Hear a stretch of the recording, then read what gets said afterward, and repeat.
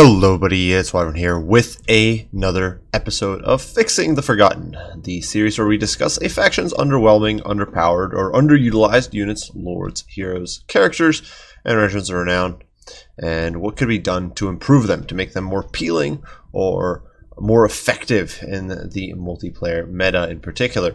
And for this episode, we'll be discussing the Vampire Coast. Now this faction, of course, is often described as kind of broken, and I think it's kind of fair. It's a very min-max faction.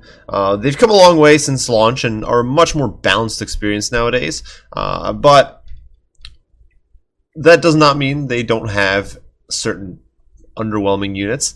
Many of their downsides are really boiled down to a complete lack of certain unit types and a lack of certain build options. The lack of shields on the roster, the relative slowness of the roster, things like that very much restrain what you can bring to the table. But they also do have some units that just don't quite perform up to snuff or don't have too much of a function, and so we will be discussing that small handful here today. Not too much to talk about, so hopefully a bit of a fast video, but without further ado, let us dive right in. And we're going to be kicking things off with somebody I'm sure not many of you are surprised by, and that is Aranessa Saltspite. Now, this lovely lady of the high seas, the daughter of Manan, she is a kind of iffy lord, and on paper not necessarily the worst. She does have passable combat stats. If you toss her up on a Marauding Promethean, she does spike to 120 armor with 4000 HP, which isn't terrible, certainly not the worst in the game. Comparable combat stats to someone like, say, Khalida, though certainly a bit slower, and that in and of itself doesn't seem too bad. She also does have some nifty abilities here. You get the Kraken's Bane, which is a constant passive, +5 melee attack and bonus versus large. She's got the Manan's Luck, which lets her self-buff. It's basically a slightly souped up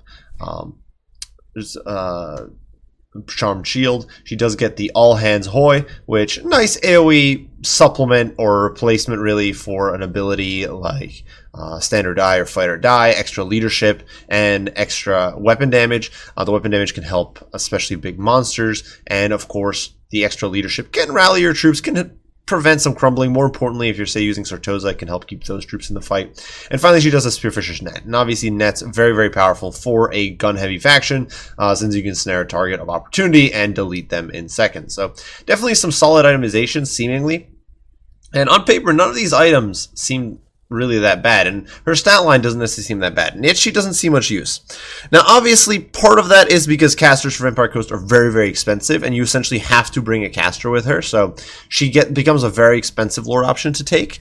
Part of it is that there are some very powerful lord options already. You've already got Luther Harkon, you've already got the actually vanilla vampire fleet admirals, and of course you do have good old Noctilus. And Claustra herself isn't a terrible pick, though also very expensive and requiring basically mandatory second caster. But poor Aranessa does tend to fall by the wayside, and I think part of it is lacking a really defined niche. She does have a net, but a net is not as valuable for a faction that has summons to block enemies rather easily. Also not as important when you've got a lot of guns that are unbreakable, because guns ultimately, especially against, oftentimes you want a net to shut down flyers. And guns don't really have an issue hitting flyers, unlike, say, bow units, which may struggle there. So that's kind of a limiting factor there. Also, obviously, the leadership buff kind of falls flat on a mostly undead army. The fact that Sartosa is a rather limited subfaction kind of hurts there. Obviously, Sartosa had been more fleshed out. If you had more living units and she had more synergy built in with those living units, I think you would see her finding more utility. You also look at something like Kraken's Bane, and you have similar items, as is the case with Bordalo, who also has an AoE buff to bonus versus large and leadership. And these characters find much use. So Kraken's Bane with +5 melee attack and 8 bonus versus large seems rather solid. But I think once again, it's important to keep in mind context, and you do not have very good. Well, first of all, you're not expecting to have to fight much large as Ghost. Maybe a single mounted character, maybe some cheaper cavalry. You're really not expecting a Kolek, big monsters like that. So having a bonus versus large kind of to begin with. Second of all, though, Aranessa, as well as the vast majority of the Coast roster, is very immobile. You're talking the speed in the below 50 for all the Prometheans, for Rotting Leviathans, for the Mourngulls. All those units are sitting around 50, give or take, speed. You're talking like 45 to 55 or so speed.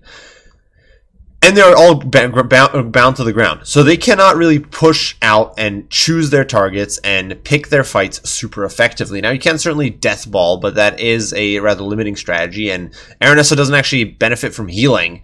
So she is a very vulnerable lord when it comes to taking long-term attrition damage. So she does kind of suffer there, and you're not able to pick your fights. You can't go focus even if there is a large target on the field, you cannot go and focus them out like, say, Bordalo can with a squad of hippogriffs. Now, perhaps if you were playing in a more atricious style, and you had a bit of a wider frontage, perhaps, and you just wanted to support a wider pocket of infantry, maybe if Sartosan lumberjacks had mid-cut with their great axes, then maybe you should have a little more utility there. But ultimately, the vast majority of the time, something like Kraken's Bane just doesn't have use. You don't need it. You don't need the extra bonus versus large and melee attack. It's hard for her to get in. If you're defending a wide box, it's hard for her to get in a position to support units that need it. If you're fighting in a blob, you still can't pick out, you can't like force a Kolek to fight you. If somebody brought a Kolek against Ghost, they can just back away from you. And ultimately, you're just not facing very much large to begin with. So this is kind of not that good of an item.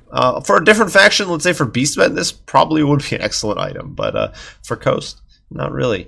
Manon's Luck, a solid enough item, I think. All Hands Hoy, definitely respectable. Once again, though, the limitations on melee rushes with Coast, I think, are quite apparent here with Aranessa, and I think she does suffer a bit from having a kind of contradictory design. She's slow. She's not. Luther's actually the fastest character you can take as Vampire Coast, and in fact, the majority of Coast is about the same speed as Aranessa. So she's not a super fast rush character, nor is she particularly fast at flexing around to get her aura where needed. She does have a net, which seems to support wide gun lines, but that runs in contradiction to more blob-oriented build like All Hands Hoy and Kraken's Bane here. So there's this suffering, I think, of contradiction, and I think it would be good to see Aranessa focused one way or another. Maybe you can leave the Spearfisher's net, but maybe changing Manon's Luck to something like an AOE save against missiles. One of the big problems for Vampire Coast is because they are so slow. Units like Depth Guard, units like Prometheans, and even units like Mourngulls tend to get chewed up on approach by more missile-heavy factions. And against those missile-heavy factions as Coast, you're often forced to go into melee because your range cannot actually outshoot them because it doesn't have the range to match bows, crossbows, weapons like that. Against a faction like Dwarves, against a faction like Empire, High Elves, even Wood Elves, you can't really close the gap super efficiently there. So maybe making something like Manon's Luck here, an AoE missile resist, and activatable. That would be, I think, or could be rather nice. Otherwise, of course, Certosa got some buffs, got some more living units, some more variations on pirates, maybe pirates with handguns, pirates with the great weapons. That could be, or maybe some unique form of infantry even. That could be interesting, and that could perhaps incentivize bringing Aranessa more often. Also, if for example, if we start getting Dogs of War once Warhammer 3 drops, or if it's the pre-order DLC or something along those lines, which you never know, maybe it will be, then you could see maybe Sartosa could get some more living units, maybe some living ogres, units like that, and her synergy could grow there with Kraken's Bane. But I really do think trying to reorganize her more into a rush character, really emphasizing more the blobbing, or I guess, which obviously people aren't necessarily the biggest fans of blobbing, but I don't think she's the most toxic, especially because she can't be healed herself. That's kind of a limiting factor there for Aranessa, that she can be sniped, she can in fact be pressured out relatively efficiently. So I think giving her some giving her some sort of AoE missile resist there would be nice. Perhaps something that also increases mobility. So maybe like a plus 25% speed, plus 15% missile resist. Nothing too crazy, or like Sacred Incense. It works for the High Elf Noble plus a small speed boost, so that way you can close the gap a bit faster. That would buff Depth Guard up in speed. If you had, say, an extra 24% speed, you'd go up to 45. Would push Crabs up once again up towards 55 or so speed, or 56. That sort of thing. You could push up and make your advance that much quicker. And I think that would encourage utilizing Aranessa a little bit if you really want to be aggressive. But that's just my 2 cents there. I do think she's a difficult character to really find a niche for in the Coast, but I think it could be done, and certainly she could be made a bit more appealing. Moving on to the Gunnery Wight. This guy's obviously not here because he's a bad character. Excellent missile character, good on foot, good on his Promethean mount. It can do a lot of damage at long range, replenishes ammo, and has some accuracy buffs, which is great on the very inaccurate missiles for the Coast. However, some absolutely garbage itemization. Dead Eyes. Now, this suffers from the same issues as all other missile AoEs. It promotes blobbing, and even Coast, especially now that the HP buffs have hit, doesn't really want to be blobbed up that much with missiles. So Dead Eyes, 30 meter AoE, terrible. Could easily go up to 40 in my opinion, and it'll be fine. Though at least its effect is more effective than some others. Some missiles that you only get non-AP damage, for example, are even worse. So at least here you do get 10% missile damage in general. So it can help handguns a decent amount. Then the real, in my opinion, egregious offenders, Cackle Fruit and Bomb Throw. These things do basically no damage. They're like an Amber Spear with no penetration. You'll do like 3 or 4 model kills and do nothing else. Bomb Throw doesn't have range. It doesn't have projectile speed. It doesn't have particularly great accuracy, and just an absolute trash item. So I think it could use a bit of extra range and a bigger explosion radius. You could cut down the uses to like 1 or 2 if you really wanted to. Make it a one-hit wonder, but right now Bomb Through is a one-hit joke because you throw it and it does basically nothing, and then you got 60 seconds to wait to do nothing again. Cackle Fruit seems a bit more clever because at least there is a bound speed debuff to it, but once again, terrible range, terrible accuracy. I think the range on both these items could go up to 100 meters, and I think Cackle Fruit, rather than doing much explosive damage, I think could have a AoE snare that it leaves on the ground. Not a full-blown net, but that 48% speed could stay as a status effect on the ground that doesn't do much, if any, damage, but would snare enemies trying to pass through it. And I think that could make it a little bit more appealing of a choice for the Gunnery Wight, or otherwise make it a bombardment rather than a projectile, something more akin to Awakening of the Wood, where he throws a bomb, and that would be the animation essentially, is throwing the bomb and it explodes and leaves a puddle on the ground that slows enemies. But really, besides that, Gunnery Wight's an excellent character. I just felt those items are trash, and I think most people would agree. You basically never see him brought with any of them. You basically always just see him brought with his bound more powder and then enchanted ballistics. Moving on to Depth Guard, and I'm sure people are not surprised these guys made the cut. I think basically all the other Coast infantry is solid, but Depth Guard struggles. Now, I think there's an issue of Depth Guard doesn't have, even if they utilize all of their hunger, they aren't necessarily the most cost-effective infantry. They don't necessarily have the highest HP pool. So even with all their healing done, they barely have more HP than elite infantry like Black Orcs or Chosen, so functionally speaking, and that's not counting armor or their melee defense or lack of shields and that sort of thing. And there's also an issue of getting the optimal targets for these guys, and much more of an issue for the Halberds. But you also, because vanilla Depth Guard are in an okay position right now, I think you want to be wary, unless there's a massive rework, and CA, for example, decides to make it a 60 model unit with stat offsets to compensate.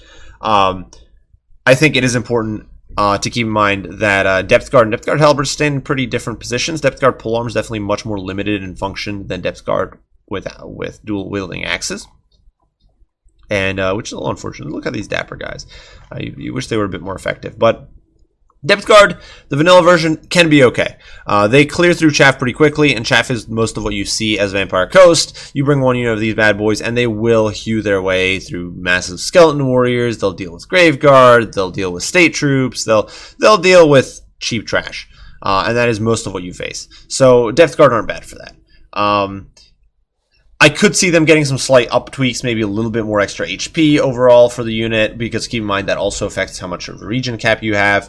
Maybe they could get a little more armor, go up to 110 armor. They do look pretty damn heavily armored. These guys are wearing full plate, and it's kind of, I don't know if it's full plate, it's some weird ornate armor there, but that's kind of all Warhammer armor. Looks pretty akin to full plate, like what Blood Knights might be wearing. They could easily be getting 110 armor, in my opinion. And that would make them decent.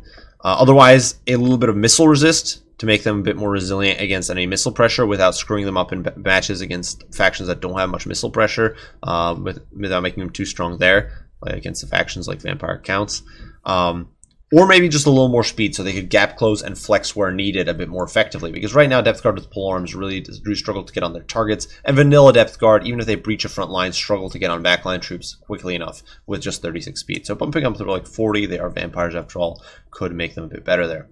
But vanilla Depth Guard, I think, is largely okay. It's the polearms and their Regiment Renowned Brethren that really struggle. And for these units, one other recommendation I would actually have is buffing their non-AP damage, perhaps with a slight buff to bonus rush large to go alongside it. The reasoning behind that is this. Right now, Depth Guard with polearms get incredibly easily bogged down with Chaff. They take 2 hits to kill, whereas normal Depth Guard take 1 hit to kill most Chaff, especially once Frenzy is active. They will butcher most cheap Chaff with a single hit. And especially on the charge, so they can demolish a unit like goblins, for example, or a unit of skeletons or zombies or whatever very, very quickly. A unit like halberds will take 2 generally attacks to cleave through those units, and even with a charge, it can become an issue. So if they got an extra 10 non-AP weapon strength, this would reduce how much AP they get with the bonus rush large. It would make them a little less effective against large because of that, but it would make the unit more versatile, and it would make them something that can manhandle cheaper chaff a bit more, or quite a bit more effectively. And that would mean you're less concerned about getting bogged down. You're less concerned about getting dragged into the muck. You still wouldn't be, in my opinion, in an amazing spot against against higher end infantry. Especially higher-end squishy infantry. For example, a lot of Beastmen infantry does sit close to 100 HP, so at that point, it would quite possibly still take you, it might still take you 2 hits. There could be finagling on what exact number you want, if you want, like, say, +5 non-AP damage, or maybe +6 or 7 or so. Just try to get it over a certain cusp so they could one-shot the really cheap chaff, the really cheap trash infantry, units like Skaven Slaves, units like Skinks. These are very, very cheap expendable troops that otherwise bog you down for an eternity. I think it would be nice to see Depth Guard polearms buffed a little bit to at least more consistently one-shot them on the charge, or be able to one-shot them in sustained melee, even if that comes with some slight nerfs to anti-large performance. Next up, Zombie Pirate hand cannons. Now, this is probably a shock, I guess, even though this is a unit that's actually, in my opinion, decent, just very heavily overshadowed.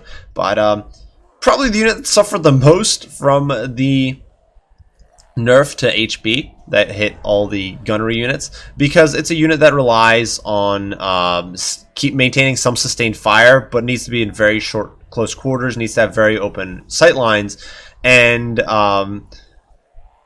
yeah, it's just an unforgiving unit in general. So where other Vampire Coast units were stupidly forgiving because they had decent range, or they pumped out a boatload of damage very quickly, like bombers, hand cannons don't really do that. And they do pump out quite a lot of damage, but not that much, especially with their inaccuracy factored in.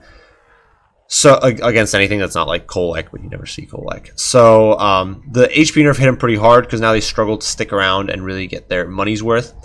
So a few ways I could see them getting buffed: a little bit more range, a little bit slower cost. They could be a 550 gold unit, I think, and they would be okay.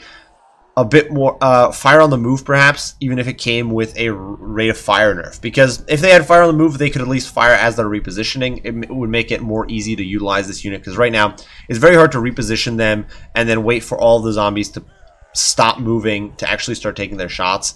With a 23 speed missile unit that has such bad range, it is very, very difficult to use. It's like using a really crappy version of an Iron Drake. That's even slower, has no armor, and melts to Stiff Breeze. So I could see these guys getting some sort of mild buff. Nothing too crazy because their DPS is pretty nuts. But yeah, I definitely could see them getting a slight buff. And finally, Queen Bess. Now, Queen Bess, of course, a absolute behemoth of a gun. A really cool unit, and of course, can be a lot of fun when she works. But kind of, this is actually a complaint I had last time I did Fixing the Forgotten and focused on Vampire Coast. Queen Bess has certain really crappy HP distribution, and we're going to see that here. As you can see, 7,000 HP, that looks pretty darn good. But when we start the battle, watch this. We're going to demount the crew. And that 7,000 HP becomes 5,200. This crew has 5,200 HP. Fun fact, that means every one of these 36 zombie has more HP than a Black Orc. They've got more HP than most cavalry in the game. They've got insane resilience. They're practically indestructible for a lot of light cav, certainly in a quick time. You're not going to get a light cav unit on a Queen Bess crew and kill them quickly, because 5,200 HP is just too much to chew through, and they don't crumble that quickly. Very easy to hack back up, very easy to heal. On the flip side, though, this means the Queen Bess only has 1,800 HP with 15 armor, because I'm pretty sure the armor values are actually shared between the gun and the crew. She gets two-shotted by an Overcast Fireball. So literally a 1,600 gold worth of unit that can be two-shotted by a Fireball with really no way of avoiding that fate. Because it's such a big gun, unless you've got a berm to hide behind, get super lucky, or maybe body block with an Necrofex. I'm not even entirely sure that's likely or possible. Maybe you can body block with the Necrofex. They're pretty tall. But she's almost impossible to defend there. So what could be done about that? Personally, I'd just like to see a reordering of HP pools, make the zombie crew more vulnerable to melee, make it possible to penalize a Queen Bess more effectively at close quarters. She shouldn't be able to just tank a heavy cav charge, and because her zombies have that much HP, and sit there and then recrew it super easily. At the same time, I don't think Queen Bess should be so easy to snipe at range. It is a behemoth of a gun. Could definitely take more than, say, 4 cannon hits to take down. So if Queen Bess got a buff to HP, say the HP on Queen Bess moved up to 2,500, crew HP dropped down to 4,500, I think that would put her in a much better spot, leave more room for different types of counterplay, and simultaneously make her less punishing or less risky with the prospect of magic missiles hitting the field. So just my 2 cents there. If CA wanted to go even more extreme, they could buff the gun HP to like 3,000 and drop the crew HP down to like 3,000 and drop the overall HP down to 6,000 or so. That way you'd see an even more, I would say, balanced take. But I think really with the current state of how it's designed, it will be okay to swap HPs by about 700. Yeah, that's it. That's it for Coast, guys. I think Coast otherwise is pretty solid. Basically covered most of the units here. Obviously, some are more niche than others. I know a lot of people don't like animated Hulks, but they're actually a solid unit. I use them fairly often. It's just that they don't have a super defined niche on the roster because summons are insanely overpowered, and if you want to rush there, it can be better to use some of the more heavy-duty monstrous infantry. Same with Rotting Prometheans, which kind of get overshadowed by their gun-toting brethren, but for their price, they're solid enough. Morgulls, of course, are excellent. Terrorgeist is good. All the various bat variants and deck droppers are amazing. The vast majority of the guns and infantry are excellent. And the artillery is very cost effective. So Coast, by and large, very, very efficient faction. Only thing really, in my opinion, is that is these handful of units who could use some tweaking, in my opinion.